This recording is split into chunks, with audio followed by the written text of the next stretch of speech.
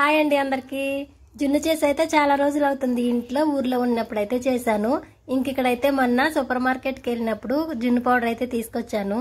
జున్ను చేయడానికి మెయిన్ పాలు కూడా కావాలి కదా. ఇంకా పాల ప్యాకెట్లు తీసుకొచ్చి సండే రోజు అయితే చేశాను అనమాట. ఇంకా ఆ రోజు ఖాళీనే కదా, జున్ను కూడా ఎక్కువసేపు అయితే మనం ఉడికించాలి. మా పిల్లలిద్దరికి జున్ను అంటే చాలా ఇష్టం, కానీ ఇప్పుడు చేస్తున్నాను. పిల్లలైతే ఊర్లో ఉండిపోయారు. తీసుకోవడానికి జున్ను పౌడర్ పిల్లలు ఉన్నప్పుడే తీసుకున్నాను, కానీ చేయడానికి అయితే ఇన్ని రోజులు పట్టేసింది నాకు. 2 ప్యాకెట్లు అయితే తీసుకున్నాను జున్ను పౌడర్. ఇంక 2 ప్యాకెట్లోకి అయితే 2 లీటర్ల పాలు వేసాను. నేను అప్పుడు ఇంటి దగ్గర చేసేటప్పుడు అయితే ఒక జున్ను పౌడర్ కి వచ్చేసి 1/2 లీటర్ పాలు అయితే వేసేదాన్ని. ఇప్పుడేమో 2 జున్ను పౌడర్ ప్యాకెట్లకి వచ్చేసి 2 లీటర్ల పాలు అయితే వేసేసాను.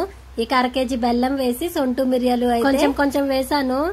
పాలు ఎక్కువ వేసేసాను కదా, జున్ను టైట్ గా అవుతుందా లేదా అనుకున్నాను, కానీ బానే వచ్చింది. పాలు వచ్చేసి అయితే అమూల్ గోల్డ్ పాలు ఉంటాయి కదా, అవైతే వేసాను. గిన్నెలో కొద్దిగా నీళ్లు వేసి జున్ను పాలు అయితే వేరే గిన్నెలో వేసి అయితే మూత టైట్ గా పెట్టేశాను. జున్ను పాలు వేసిన గిన్నెకి నీళ్లు వేసిన గిన్నెకి రెండిట్లకి మూత పెట్టి అయితే పెట్టాను. కరెక్ట్ గా గంట టైం అయితే పట్టింది. ఇక బెల్లం వచ్చేసి అయితే నాకు అచ్చు బెల్లం దొరకలేదు. 2-3 షాపులు అయితే తిరిగాను. ఇక శుద్ధ బెల్లం ఉంటే అదే తీసుకున్నాను. ఎన్ని చిక్కటి పాలు వేసినా సరే జున్ను చేసిన తర్వాత కొంచెమైనా నీళ్ళు అయితే అవుతాయి కదా, ఇంకా నీళ్ళన్నీ పక్కకైతే వచ్చేసాయి.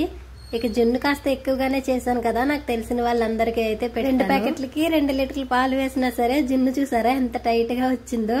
టేస్ట్ కూడా సేమ్ అంతే ఉంది, ఏం తగ్గలేదు. మీలో ఎంతమందికి జున్ను అంటే ఇష్టమో కామెంట్ చేయండి. వీడియో నచ్చితే లైక్ చేయండి. బాయ్.